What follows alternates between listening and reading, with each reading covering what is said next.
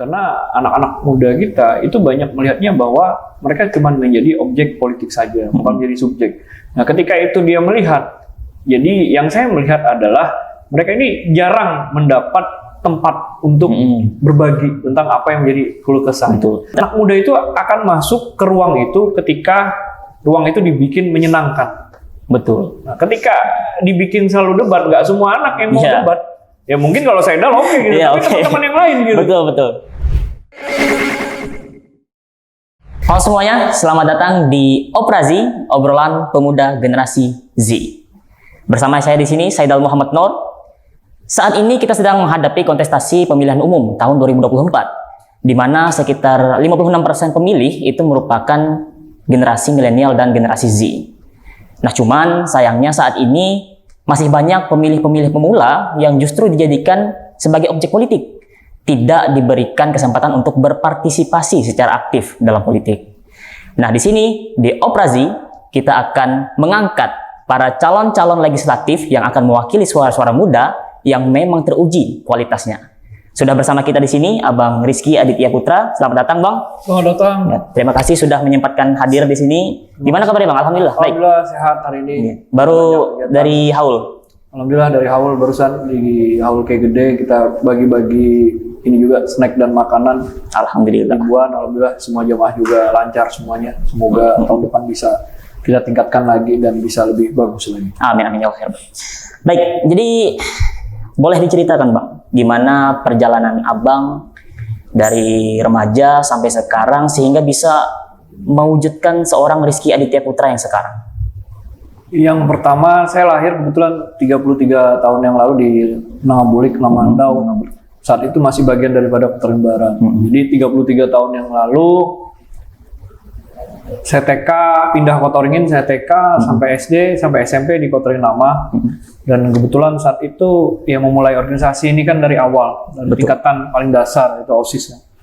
Dipilih jadi ketua OSIS, terus pindah ke Pangkalan Bun. Saat itu belum ada jalan darat, masih pakai speedboat, kadang pakai kapal kayu antar sungai itu.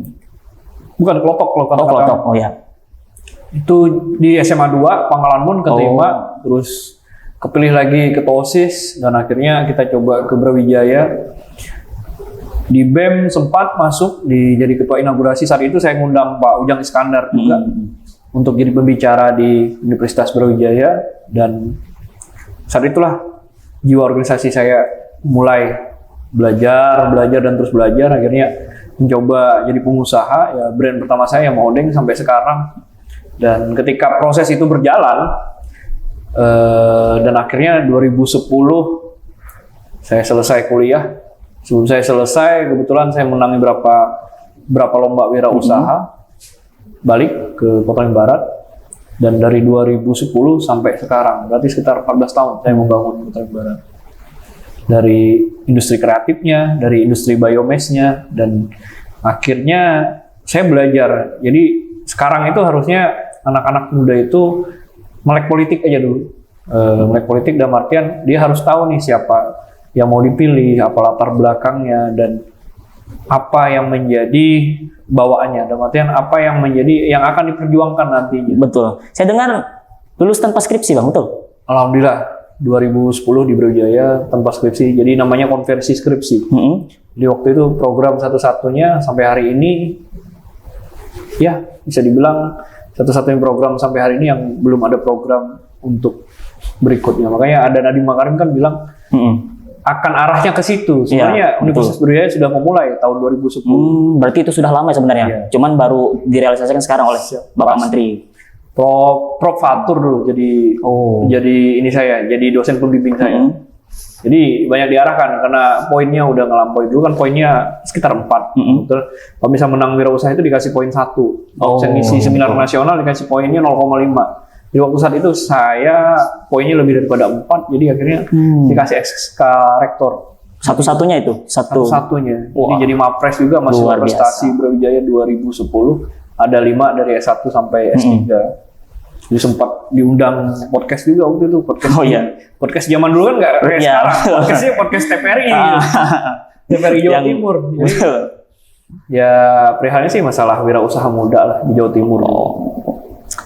luar biasa sekali. Ini salah satu tokoh Kota Waringin Barat yang memang menorehkan prestasi di luar sana. Nah, lanjut nih Bang, saya mau masuk politik boleh Bang? Iya boleh. Abang saat ini sedang menjabat sebagai anggota DPRD Kabupaten. Ya. Bukannya sudah nyaman Bang, kenapa harus maju ke DPR RI Bang? Karena saya melihat yang pertama kebutuhan anak muda tentang politik. Artian anak muda sepertinya kurang ada jembatan untuk meraih mimpi-mimpinya. Betul. Saya melihat masih sedikit sekali politisi yang mengambil bagian itu. Dan banyak sekali kita dijadikan objek. Padahal yang punya politik hari ini adalah anak muda. Dan Betul yang sekali. punya politik masa depan adalah anak muda. Betul sekali. Jadi jangan sampai dibalik gitu. Iya. Ada yang bilang pemuda ini masa depan politik, itu salah. Sekarang kita nih masa sekarang adalah kita yang pegang. Betul.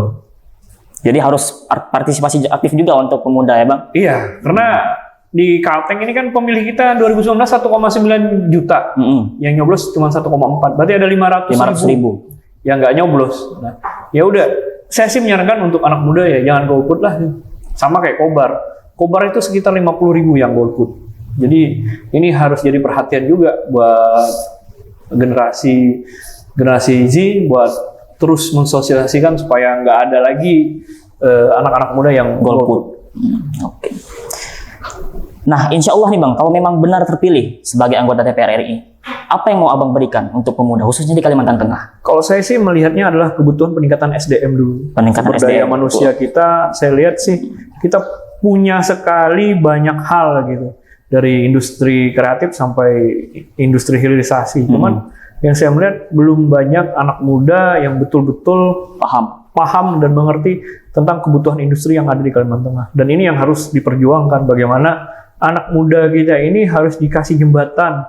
Ya salah satunya saya sudah bicara di Barito Utara. Saya akan mengalokasikan gaji saya untuk memberikan beasiswa secara pribadi kepada pemuda-pemuda terbaik yang ada di Kota Barat dan Kalimantan Tengah untuk bisa menggapai mimpinya, untuk bisa keluar dan kuliah sampai ke Eropa, kuliah sampai Jepang, dan mengambil teknologi dibawa lagi balik ke Kota Waringin Barat. Betul, berarti fokusnya ke pendidikan untuk peningkatan SDM seperti itu ya, dalam bidang industri kreatif, kemudian tadi ada hilirisasi industri dan juga di bidang-bidang lainnya di bidang kepemudaan ya Bang. Kenapa saya bicara seperti itu? Kalau kita bicara tentang industri kreatif, kita itu harus jadi pelaku dulu. Jangan cuma modal bicara gitu. Karena kalau kita cuma modal omong-omong doang, berarti kita cuma memberikan sebuah teori. Tapi kalau saya melakukan industri kreatif ini dari masih umur 18 tahun. Dari bagaimana produksinya, dan sekarang pun ya masih banyak, ya bisa dibilang sih konsultan, masih banyak teman-teman yang minta masukan. Kalau industri hilirisasi, Kota Waringin Barat ini kan adalah kota pelabuhan. Betul. Cuman kita masih kurangnya belum ada pelabuhan yang betul-betul bisa supporting untuk mother vessel, sehingga kita masih STS, ship to ship namanya. Ship to ship ini sehingga costing yang dikeluarkan oleh pelaku industri di Panglamun juga besar ya. Berarti menurut Abang pelabuhan Panglima Utar yang dengan berbagai fasilitas yang dimilikinya belum cukup untuk memenuhi hal tersebut? Sangat belum cukup. Sangat belum cukup. Baik, kita lanjut ke pertanyaan selanjutnya Bang. Siap. Jadi kami ini kan sebagai pemilih pemula Bang, kami dari generasi Z, apa sih yang membuat kami harus memilih Bang Rizky? Apa yang menjadi kelebihan Abang sehingga kami dari generasi Z ini harus memilih Abang? Yang pertama adalah persamaan frekuensi dulu. Karena generasi milenial sama generasi Z ini hampir sama kebutuhannya. Jadi kalau kita bicara anak muda, berarti kita yang harus bicara itu anak muda juga. Jangan mengaku muda. Jadi ini konteks yang harus kita pahami bersama. Jadi ketika generasi milenial itu paham tentang apa sih kebutuhan lapangan pekerjaan sekarang, apa sih kebutuhan industri di Kota Waringin Barat dan Kalimantan Tengah, apa sih tentang kebutuhan daripada kebutuhan daripada apa yang ada di lapangan. Jadi saya melihat itu dan saya ingin menyebatkan nih bagaimana anak-anak muda di Kalimantan Tengah ini bisa menjadi bagian daripada perkembangan di Kalimantan Tengah. Jangan sampai kita ini jadi penonton. Itu yang selalu saya kasih pemahaman kepada generasi milenial dan generasi zilenial. Oh ya, betul sekali Bang. Jadi Abang memang ingin menjembatani antara para pemuda, terutama di Kalimantan Tengah khususnya, untuk bisa mencapai hal-hal tersebut tadi. Betul sekali. Jadi tadi Abang bilang menyamakan frekuensi. Iya. Bagaimana caranya menurut seorang Rizky? Yang pertama ya harus banyak tempat debat, tempat kita berdiskusi, dan itu sudah bisa saya bilang ada menyamakan provinsi bahwa kita ini sebagai pemuda Kalimantan Tengah, ya masa depan Kalimantan Tengah ini kan adanya di pemuda Kalimantan Tengah. Betul. Jadi jangan sampai kita hanya jadi penonton. Makanya saya selalu nekankan kepada teman ataupun adik-adik yang masih sekolah, brother dan sister. Jadi bagaimana kita harus menjadi bagian daripada pembangunan yang ada di Kalimantan Tengah. Apalagi kita melihat kita sudah di era yang mana ASEAN ini sudah semuanya harus bertarung, udah bebas. Orang ASEAN ya, orang Vietnam udah bisa masuk Indonesia, orang katakanlah orang Kamboja, orang Thailand udah bisa masuk. Jadi ini yang akan menjadi tantangan daripada masa depan Indonesia dan masa depan Kalimantan Tengah. Dan kita harus bisa menyiapkan itu dari sekarang. Dan Abang sudah membuka ruang diskusi tersebut? Saya sering sekali membuka ruang diskusi tersebut. Dan bahkan saya melihatnya itu adalah bagian daripada kita mencari gagasan-gagasan yang baru. Dan akan terus berlanjut walaupun sudah menjadi anggota DPR RI? Ya sampai sekarang pun saya rasa DPRD Kabupaten sudah saya jalani dan saya terus buka, dan apalagi DPR RI. Dan hampir ketika saya main ke kota-kota, saya selalu mencari mahasiswa Kalimantan Barat, apalagi ke Malang ya, karena saya bagian daripada sejarah FKMP. Jadi ketika saya ke Malang, saya selalu mampir ke asrama, saya diskusi panjang lebar tentang apa yang terjadi di kabupaten kita. Oke, luar biasa sekali. Kita sudah dapat satu nih calon legislatif yang memang benar-benar membuka ruang diskusi untuk terutama untuk generasi muda, generasi Z. Kita lanjut ke pertanyaan selanjutnya. Ini saya mau sharing sedikit, Bang. Jadi beberapa bulan yang lalu, tepatnya pada bulan Agustus, saya ikut event Raimuna Nasional. Waktu itu saya sebagai pimpinan kontingen cabang, dan ada salah satu kegiatan itu namanya Resolusi Bangkit. Jadi seluruh pimpinan kontingen cabang se-Indonesia dari 516 kabupaten kota itu berkumpul di Bumi Perkemahan Cibubur untuk mendiskusikan tentang apa yang mau dilakukan oleh Pramuka pada tahun 2045 saat Indonesia menjadi negara maju. Nah, cuman Bang, permasalahannya yang saya lihat pemuda-pemuda dari Kalimantan ini pasif, Bang. Tidak banyak pemuda-pemuda, nggak cuma dari Kalimantan Tengah, Bang, tapi juga dari Pulau Kalimantan yang lain itu yang berani bersuara. Begitu pula waktu saya mengikuti kegiatan di Universitas Indonesia di ISLC, ketua OSIS terbaik lainnya yang berasal dari Kalimantan itu jarang, Bang, yang berani bersuara. Padahal kalau misalnya kita melihat ada banyak kan isu-isu nasional yang ada di Kalimantan. Nah, kalau menurut pandangan Abang Rizky sendiri, bagaimana cara kita memberikan solusi yang konkret agar bisa mengatasi pemuda-pemuda yang pasif ini, Bang? Yang pertama adalah tentang edukasi politik ya. Memang di Kalimantan Tengah ini saya menganggap ya kurang gitu. Kenapa gitu? Karena anak-anak muda kita itu banyak melihatnya bahwa mereka cuma menjadi objek politik saja, bukan menjadi subjek. Nah, ketika itu dia melihat, jadi yang saya melihat adalah mereka ini jarang mendapat tempat untuk berbagi tentang apa yang menjadi keluh kesah. Akhirnya dari itu kami punya solusi gitu. Partai kami Gerindra, itu makanya ada yang namanya sayap partai yang namanya Tidar. Kebetulan saya sebagai ketua Kalimantan Tengah, nah saya melihat anak muda itu akan masuk ke ruang itu ketika ruang itu dibikin menyenangkan. Betul. Nah, ketika dibikin selalu debat, nggak semua anak yang mau debat. Ya mungkin kalau saya oke gitu, tapi teman-teman yang lain gitu. Betul. Nah, dan saya masuk ke situ hal-hal yang menyenangkan kayak olahraga gitu. Kebetulan saya juga banyak membina olahraga. Ini sedikit demi sedikit diskusi, akhirnya mereka jadi tahu apa itu politik. Ada Tidar FC ya. Iya. Jadi saya melihat politik itu dari mana pintu masuknya saja. Ketika pintu masuknya menyenangkan, maka kita akan merasa bahwa politik itu menyenangkan. Tapi ketika pintu masuknya sudah salah, kita akan melihat sebuah politik itu adalah hal yang kotor, hal yang tidak baik, dan lain-lain. Ternyata, ya itu, saya mengambil satu kesimpulan, anak muda itu harus berperan aktif di politik yang ada di Kalimantan Tengah. Jangan sampai kita menjadi penonton, dan apalagi golput. Ini sangat merugikan sekali buat dinamika politik yang ada di Kalimantan Tengah. Betul, saya setuju banget dengan apa yang dikatakan Bang Rizky. Kita perlu solusi, yaitu membuat agar politik itu menyenangkan, ya, agar para pemuda itu bisa semakin aktif. Baik, karena kami dari generasi Z, Bang. Bagaimana sih dari Bang Rizky sendiri pesannya untuk kami dari generasi Z yang masih perlu banyak belajar tentunya ya, terutama dalam hal politik? Apa pesan dari Bang Rizky untuk kami?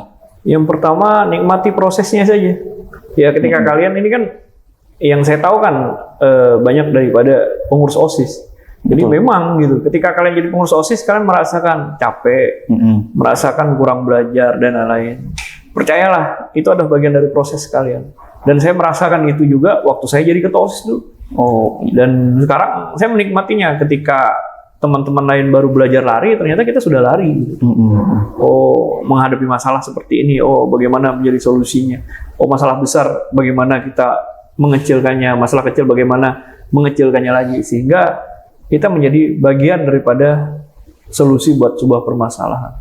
Betul sekali. Jadi para pemuda harus menikmati prosesnya. Ya. Dan jalani proses itu dengan baik dan selalu belajar. Gitu ya Bang Rizky? Ya, pastinya. Baik, saya mau masuk ke isu-isu pendidikan, Bang. Jadi di Kalimantan Tengah ini kan perguruan tinggi masih terbatas. Sehingga para pemuda kita itu masih harus menuntut ilmu ke luar pulau. Dan itu biayanya cukup tinggi. Nah, menurut pandangan Abang yang suatu saat nanti akan duduk di Senayan dan akan membahas hal-hal seperti ini, gimana pandangan seorang Bang Rizky? Yang pertama, saya melihatnya di Kalimantan Tengah ini kan sebenarnya kekurangan sumber daya manusia pengajar ya. Jadi saya melihatnya, saya pernah diskusi sama salah satu petinggi di kampus di Palangkaraya. Ternyata saya baru mengetahui ada satu fakta yang mengejutkan. Ternyata dokter di Kalimantan Tengah itu baru 200 orang. 200 orang? Iya. Di kabupaten kita aja itu nggak lebih daripada 7 atau 8 orang. Ini menandakan bahwa anak muda harus mengejar bagaimana sekolah sampai jenjang yang lebih tinggi sehingga dia bisa menularkan transfer knowledge terhadap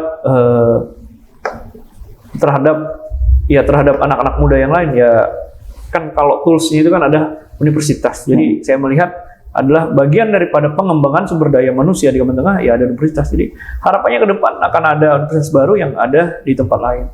Cuman yang saya melihat itu jangan dijadikan sebuah keterbatasan kita dalam menuntut ilmu. Gitu. Sekarang banyak sekali kampus-kampus besar di Pulau Jawa sudah menawarkan konsep hybrid. Jadi konsep hybrid ini ada Zoom, ada turun. Jadi itu sudah bisa menekan biaya perkuliahan. Apa yang saya lakukan kemarin di S2 saya di ITB Asia, kita di kelas bisnis, jadi banyak sekali ilmu-ilmu yang saya dapatkan dan itu konsepnya hybrid. Ada turun dan ada full online. Jadi ini adalah solusi ke masa depan daripada tentang perkuliahan. Berarti sebenarnya tidak membatasi ya Bang untuk pemuda di Kalimantan Tengah untuk mendapatkan pendidikan yang tinggi karena ada sistem kuliah hybrid tadi. Baik. Rizky, kita masuk ke pertanyaan yang agak santai sedikit, kita relax sedikit. Jadi kami dari generasi Z terutama ya Bang, di Kota Waringin Barat itu mengenal Abang itu bukan sebagai Rizky Aditya Putra, tapi sebagai Rizky Mahodeng. Nah sebenarnya apa sih Bang maksud dari Mahodeng, maknanya, sejarahnya gitu? Mahodeng itu brand pertama saya, jadi karena dulu nama panggung ya, karena nama panggung di seminar ataupun di podcast. Dulu kan nggak podcast ya, lebih zaman kami itu kan podcast cuma ada di TPRI, belum ada podcast kayak sekarang. Jadi karena kebawa sudah akhirnya jadi brand saya juga, jadi brand di keluarga juga, akhirnya ya sudahlah kita jalani. Berarti itu awalnya dari brand baju? Brand baju. Sebenarnya Mahodeng itu naiknya di balapan sama sepak bola. Sepak bola lah yang pertama. Orang banyak tahu Rizky itu ya dari tim bolanya gitu. Bukan dari siapa Rizky Adityanya gitu. Sebenarnya ini adalah personal branding yang melebihi ekspektasi saya. Akhirnya ya Mahodengnya lebih dikenal daripada Rizky Adityanya. Cuman akhirnya ya edukasi tentang target politiknya dapat. Ya alhamdulillah sih sekarang orang mulai banyak kenal. Itu 2019 sudah saya jalankan. Iya betul. Karena kalau kita tanya-tanya tuh ke anak-anak muda ya terutama, kenal Rizky Aditya Putra nggak kenal. Ketika ditanya Rizky Mahodeng dia tahu gitu. Ya mungkin karena dulu sering ke Mahodeng kali ya. Gitu Bang. Jadi gitu ya, dari brand baju yang kemudian memang jadi personal branding yang dikenal luas di masyarakat. Baik. Nah, pertanyaan yang selanjutnya ini berkenaan dengan kami pengen tahu nih gimana Abang Rizky di masa muda. Di masa muda dulu Bang, pernah nggak sih Abang galau menentukan masa depan atau pusing mikirin ke depannya mau gimana? Ya pastilah, itu kan apa yang dirasakan kalian itu juga saya rasakan. Gimana tuh Bang? Boleh cerita Bang? Yang pertama SMA ya, saya galau tentang saya lulus apa enggak aja. Karena SMA bisa dikatakan bolos saya hampir 2 bulan. 2 bulan bolos. 2 bulan bolos. Itu nggak dipanggil tuh? Dipanggil sama BP. Jadi udah ada kayaknya ciri-ciri yang nggak bakal lulus gitu. Cuman ya sudahlah, kita nikmati, dan ketika kita lulus dengan hasil yang pas-pasan saja, ternyata itu jangan sampai menjadikan kita ketika jadi anak SMA jangan pernah melihat ranking ya. Ketika kita bisa mengetahui itu ketika pasca lulus 10 tahun lagi kita jadi apa. Itu yang bakal menjadikan kita relate sama apa yang diproseskan dalam 10 tahun setelah lulus SMA. Baik, jadi di balik seorang Rizky Aditya Putra, ternyata dulu ada jiwa-jiwa nakal juga ya waktu SMA ya? Kalau nakal banget sih juga enggak. Ya, enggak juga sih ya, sedang-sedang aja gitu. Kalau anak SMA zaman kami ya, tahun itu yang paling terkenal ya depannya SMA 2. Enggak perlu disebut lah Bang. Saya sekolah situ Bang. Oke lah, masa lalu. Oke. Nah kita, ini satu lagi nih, soalnya saya sangat memperhatikan jaket Abang nih dari tadi. Style Abang ini kayaknya keren banget, anak muda banget nih. Nah saya mau nanya Bang, Abang ini stylenya bumi, kue, atau mamba? Jadi kalau sekarang tuh anak muda tuh kenal gini Bang, kalau misalnya yang warna-warna mencolok, baju-baju mencolok itu namanya style kue. Kalau misalnya yang all black, hitam semua itu mamba. Nah kalau misalnya yang warna-warnanya kalem kayak yang saya pakai itu bumi. Nah kalau Abang lebih suka style mana sih? Kue, mamba, atau bumi Bang? Sebenarnya dulu mamba. Mamba. Paling suka hitam. Iya, paling suka hitam. Karena prosesnya saya lebih suka warna-warni, jadi ya sudah saya suka lebih ke kue. Kue. Cuman style mamba masih suka Bang? Mamba ya masih lah, sesekali, tergantung kepada kebutuhan ini aja sih acara. Kalau sekarang sih lebih senang aja pakai jaket kebanggaan kan? Ya betul sekali. Soalnya bagus banget nih jaketnya. Boleh sih kasih satu ke saya. Karena saya juga suka kue sih sebenarnya, style kue ya. Oke, baik. Oke Bang, ada salah satu isu juga nih Bang yang menjadi salah satu permasalahan, yaitu terutama di Kalimantan Tengah, tentang kenakalan remaja Bang. Kayak merokok, kemudian narkoba, dan lain sebagainya. Nah apalagi kan kita yang anak-anak muda ini kan masih usia-usia bebas. Sejauh mana sih batasan kita untuk melakukan kenakalan tersebut? Atau gimana pandangan Abang, menurut Abang sendiri tentang kenakalan remaja ini gimana sih? Jadi kenakalan remaja ini kan kalau kita lihat kan mau di negara maju, mau di negara berkembang, semuanya tetap ada gitu. Betul. Jadi kita nggak bisa membatasi hal seperti itu. Cuman balik lagi bagaimana keluarga menjadi kontrol terhadap semuanya gitu. Ketika edukasinya dari keluarga, saya yakin gitu pasti bakal terkontrol lah. Nah, dan saya tidak menyarankan untuk anak muda mencoba hal-hal yang melampaui batas gitu. Karena nggak lebih keren kok kalau misalnya kita merokok atau minum dan lain-lain gitu. Kita menjadi anak yang simple aja sudah keren gitu. Jadi keren itu jangan diartikan kita harus nakal dan kita harus ngebut-ngebutan di jalan. Sebenarnya kita harus ada pada tempatnya, ada pada ruangnya. Jadi saya melihat bahwa ruang itu yang harus kita beri kepada anak-anak muda.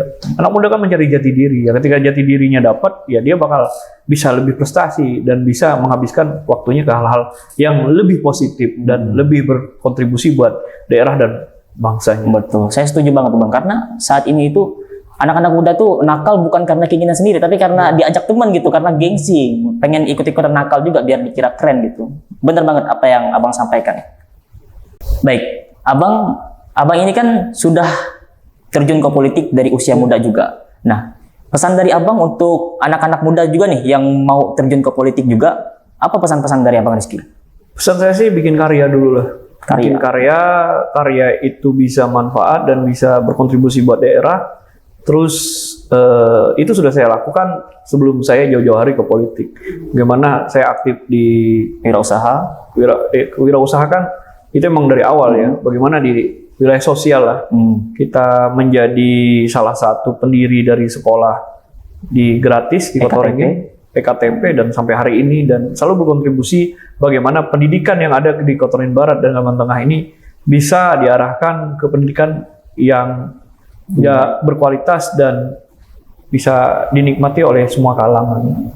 Jadi saya menyarankan kita belajar dulu, jangan bilang kita muda dan kita harus maju, tapi bagaimana kita muda, kita punya value dan baru maju. Betul, berarti belajar dan berkarya. Iya. Oke. Baik, Abang maju sebagai anggota DPR RI dari Partai Gerindra Dapil Kalimantan Tengah. Kami mau meminta Abang untuk mengkampanyekan diri, Bang. Ya. Bagaimana cara meyakinkan masyarakat Kalimantan Tengah dari sekian banyak caleg, kenapa harus Rizky Aditya Putra yang dipilih? Kasih saya kesempatan untuk maju daripada wakil anak muda, dan saya yakinkan saya akan berbuat yang terbaik buat Kalimantan Tengah, dan saya akan menjembatani anak-anak muda Kalimantan Tengah untuk bisa menggapai mimpinya, dan saya akan menjembatani pelaku-pelaku industri kreatif supaya lebih berkontribusi lagi. Saya akan menjembatani bagaimana sumber daya manusia yang ada di Kalimantan Tengah akan maju, dan saya akan menjembatani daripada semua petani-petani muda kita supaya menjadi petani yang modern dan petani yang berdaya saing, dan saya akan memberikan sebagian daripada hasil yang saya raih dari DPR untuk menjadi beasiswa ke Eropa, ke Jepang, dan saya akan memberikan juga kepada santri-santri yang ada di Kalimantan Tengah supaya bisa sekolah di Mesir dan di Hadramaut. Mudah-mudahan itu bisa terwujud, dan ini adalah komitmen saya dan saya akan lakukan itu. Luar biasa sekali komitmen dari seorang Rizky Aditya Putra. Nomor urut berapa, Bang?